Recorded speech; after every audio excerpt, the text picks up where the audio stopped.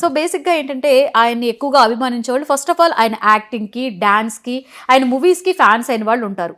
ఆ తర్వాత మాట్లాడుకుంటే సేవా కార్యక్రమాలు, అవునవును, ఆయన చేసే సేవా కార్యక్రమాలు ఎంతో మంది ప్రాణాలను కాపాడాయి.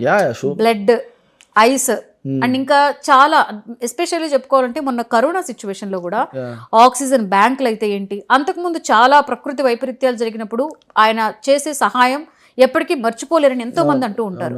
సో మీరు ఎప్పుడైనా అలాంటి సేవా కార్యక్రమాల్లో పాల్గొన్నారా? మనం చిరంజీవి బ్లడ్ బ్యాంక్ లో బ్లడ్ కూడా ఇచ్చాం కొన్నిసార్లు. ఎన్నిసార్లు ఇచ్చింటారు? ఒక 2 times. మనకున్న పర్సనాలిటీకి ఎక్కువ సార్లు తీసుకోరు కదా, సో ఒక 2 times బ్లడ్ ఇవ్వడం జరిగింది. సో బేసిక్గా మనం స్క్రీన్ మీద కనిపిస్తే హీరో లాగే చూస్తాం, కానీ ప్రజల మనిషిలా కనిపిస్తేనే స్టార్లా చూస్తాం. అందుకే ఆయన మెగా స్టార్ అయ్యారు. సో ఆయన ఓన్లీ యాక్టర్ మాత్రమే కాదు, అభిమానులకు అన్నయ్యలు అంటాడు, ఆపదలో ఆదుకున్న వాళ్ళకి ఆపద బాంధవులు అంటాడు, తప్పు చేసి దండించే మాస్టర్లు అంటాడు, మన ఇండస్ట్రీకి గాడ్ ఫాదర్లు అంటాడు. ఇంకా అంతకన్నా ఏం చెప్పగలం ఆయన గురించి. ఆయన సినిమాల్లో ఇప్పటి వరకు మీరు చూసిన వాటిలో మళ్ళీ మళ్ళీ మళ్ళీ మళ్ళీ పెట్టుకొని చూడాలి అనిపించే మూవీ అంటే బాస్ ఇప్పుడు సినిమా చూడాలి, నాకు మూడ్ బాగాలేదు లేకపోతే మూడ్ బాగుంది అనేలా ఏ సినిమా మీరు ఎక్కువగా ఇష్టపడతారు? బాస్ నాకు ఆల్ టైమ్ ఫేవరెట్ ఏంటంటే ఠాకూర్ సినిమా. నాకు అసలు ఆయన లాస్ట్ డైలాగులు చెప్పడం కానీ, ఆయన నడుస్తున్నప్పుడు వచ్చే బీజిఎం కానీ, అసలు ఠాకూర్ అల్టిమేట్ సినిమా నాకు. అదొకటి, ఇందిరా సినిమా ఒకటి నాకు చాలా చాలా ఇష్టం అసలు. ఆ తర్వాత ఆయన బాగా కామెడీ పండించి జై చిరంజీవిలో మంచి మంచి కామెడీ చేస్తాడు ఆయన. ఆ కామెడీ టైమింగ్ జై చిరంజీవిలో వేరే లెవెల్ ఆయన. అసలు ఆయన ఒక్కొక్క సినిమాలో ఒక్కొక్క వేరియేషన్ చూపించుకుంటూ వెళ్ళిపోయారు. అసలు మన ఒక ఇండస్ట్రీకి ఒక లైబ్రరీ లాంటి ఆయన.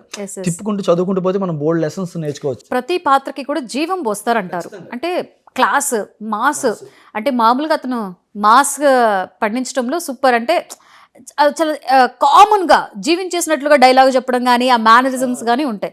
దట్ సేమ్ టైము కొంచెం ఆయన క్లాస్ పండించడంలో కూడా చాలా సినిమాల్లో చూసాం. క్లాసు మాస్, అందుకే ఎవరు తేడా లేకుండా బాస్కి ఫ్యాన్స్ అయింది. ఎందుకంటే ఆయన క్లాసు మాస్ అన్ని ఆడియన్స్ మెప్పించేలా చేస్తాడు ఆయన. సో అందుకే స్టిల్ మెగాస్టార్, ఆ పేరు చెక్కి చదరలా ఆయనకి. రీ రిలీజ్ ల ట్రెండ్ కూడా నడుస్తుంది ఇప్పుడు. రీసెంట్ గా జగదేక వీరుడు అతిలోక సుందరి రిలీజ్ అయింది, చూసారా? నేను బేసిక్గా వెళ్దాం అనుకున్నాం, ఆ టైంలో కరెక్ట్గా వరుసగా షూట్స్ నాకు. సో వెళ్దాం అని చెప్పి మా ఫ్రెండ్స్తో, అప్పుడు మేము యాక్చువల్ టికెట్ బుక్ చేసుకున్నాం, కానీ మా ఫ్రెండ్స్ వెళ్ళారు, నేను దురదృష్టవశాత్తు వెళ్ళకపోయా, నేను ఇంకా షూట్లో ఉండిపోయా. ఇంకా అంటే ఏ సినిమా మళ్ళీ రిలీజ్ చేస్తే బాగుండు అని మీరు అనుకుంటున్నారు? నేను పక్కా చెప్తా, ఠాగూర్ సినిమా రిలీజ్ చేస్తే మాత్రం ఖచ్చితంగా షూట్ ఉన్నా సరే వెళ్ళిపోతా. అంత ఇష్టం నాకు ఠాగూర్ సినిమా అయింది. ఠాగూర్, ఇంద్ర రెండు రిలీజ్ చేస్తే తిరుపతి. ఓకే. సో మెగా ఫ్యామిలీలో ఇంకెవరైనా కలవడం జరిగిందా? మెగా ఫ్యామిలీలో రామ్ చరణ్ గారిని కలవడం జరిగింది. అది రామ్ చరణ్ గారిని కలవడం అసలు big boss season, last season 8లో ఆయన వచ్చారు. లాస్ట్ ఎపిసోడ్కి ఆయన వచ్చారు. అప్పటికి ఆయన మాలలో ఉన్నారు. సో ఆయనతో ఫోటో దిగాలని చెప్పి చాలా మంది వెయిట్ చేస్తున్నారు. నేను కూడా ఫోటో దిగుదామని చెప్పి ఆ సెట్లో 2 గంటల పాటు నిలబడ్డా, ఆయన బయటకు వస్తే నిలబడదామని. సో ఆయన మెట్లు దిగి కిందకు వచ్చారు, బౌన్సర్స్ అందరూ వచ్చేసారు. అప్పుడు మెయిన్ వాళ్ళు ఉంటారు కదా, పోలీసులు వాళ్ళు ఫోటో దిగుతున్నారు. నేను ఫోటో దిగడానికి వెళ్తుంటే, ఇప్పుడు వద్దు సార్ బిజీ ఉన్నారు, వెళ్ళిపోవాలి అని చెప్పేసి ఇంకా నన్ను పక్కకు వచ్చారనమాట. సర్లే తర్వాత ఎప్పుడో దిగుదాంలే, దాన్నే ఉందని అనుకున్నప్పుడు నేను అలా సైడ్కి ఉన్నా, ఆయన బయటకు వెళ్ళిపోయాడు బౌన్సర్ మధ్యలో నుంచి. వెళ్ళిపోయి అక్కడికి వెళ్ళి హరి అని పిలిచాడు అనమాట. ఓకే. నాకే నమ్మొద్దు కాల, మనల్ని కాదులే అనుకున్నా, బౌన్సర్లు హరి సార్ పిలుస్తున్నారని సార్. అప్పుడు బౌన్సర్లు అందరూ దారిస్తే నేను వెళ్తే రా హరి అని చెప్పి భుజమ చేసి ఫోటో దిగాడు ఆయన. అది నేను అసలు ఎంతమంది చెప్పాను ఆ రోజు. ఆయన నన్ను పేరు పెట్టి పిలవడం, పిలిచి ఫోటో ఇవ్వడం ఏంటంటే, మీరు ఎలా అంటే అంతకుముందు ఏమైనా పరిచయం కలవడం, ఆయన షోలు చూస్తాడు అనుకుంటాం అవి. ఓకే. అది అసలు ఆయన ఎలా గుర్తుపట్టాడు కూడా నాకు తెలియలే. హరి అని పిలిచాడు ఆయన, ఇంకా పరిగెట్టుకు వెళ్ళా. షాక్ లో ఉండి, మామూలు షాక్ కాదు అసలు. ఆయన భుజం మనం ఫోటో దిగడానికి వెళ్ళిన వాళ్ళు మనల్ని పిలిచి ఫోటో ఇచ్చారు అని అంటే నిజంగా ఆయన అసలు రామ్ చరణ్ అనే వ్యక్తి ఎంత మంచోడంటే అది మనం చెప్పలేం. అసలు ఈయన లక్షణాలు వచ్చాయని అని చెప్పి, తండ్రికి తగ్గ తనయుడు అంటారు.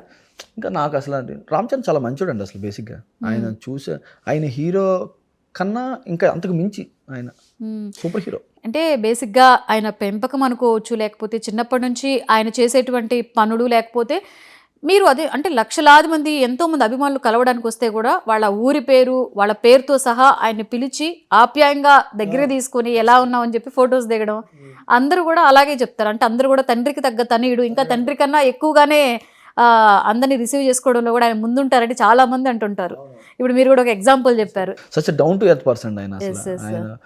ఆయన పుట్టడం గోల్డెన్ స్పూన్ అంటే అంటాం కదా మనం, గోల్డెన్ స్పూన్ అయినా కూడా పుట్టారు కదా. ఆయనకి ఒకరిని పిలవాల్సిన అవసరం లేదు, ఒకరిని లెక్క చేయాల్సిన అవసరం కూడా లేదు. కానీ ఒక అభిమానం వచ్చాడంటే పిలిచి ఇవ్వడం సంస్కారం, అది ఆయన నేర్చుకున్నారు, ఆయన నేర్పారు అంతే. Yes yes. ఆయన్ని బేసిక్గా మనం స్క్రీన్లో చూసినప్పుడు ఏంటంటే కళ్ళు పక్కకు తిప్పుకోరంట, అవును. పక్కన హీరోయిన్ కూడా ఎక్కువ మంది చూడరు, ఆయన చేసే మేనరిజమ్స్ కానీ స్మైల్ ఆ డైలాగ్స్కి ఎక్కువ మంది ఫిదా అయిపోతుంటారు. అంటే బేసిక్గా మామూలుగా ఆయన ఎవరి పక్కన స్క్రీన్ షేర్ చేసుకుంటే మీకు బాగా చూడాలి అనిపిస్తుంది హీరోయిన్స్? చిరంజీవి గారా? బేసిక్గా మేము చూసినప్పుడు అయితే శ్రీదేవి గారు, ఓకే, జగదేవి అత్వ సుందర్లో, ఆ తర్వాత రీసెంట్గా మాకు జనరేషన్లో మళ్ళీ కాజల్ గారిని చూసాం. బేసిక్గా ఒకటండి, అక్కడ చిరంజీవి గారు కనబడితే పక్కన ఏ హీరోయిన్ ఉన్నా పెద్ద పట్టించుకో, చిరంజీవి గారినే చూస్తాం. సో అలాంటప్పుడు ఇంకెవరున్నా సరే మాకు చిరంజీవి గారు ఉంటే చాలు, పండగ లాంటిది, కన్నుల పండగ లాగా అనమాట. ఓకే.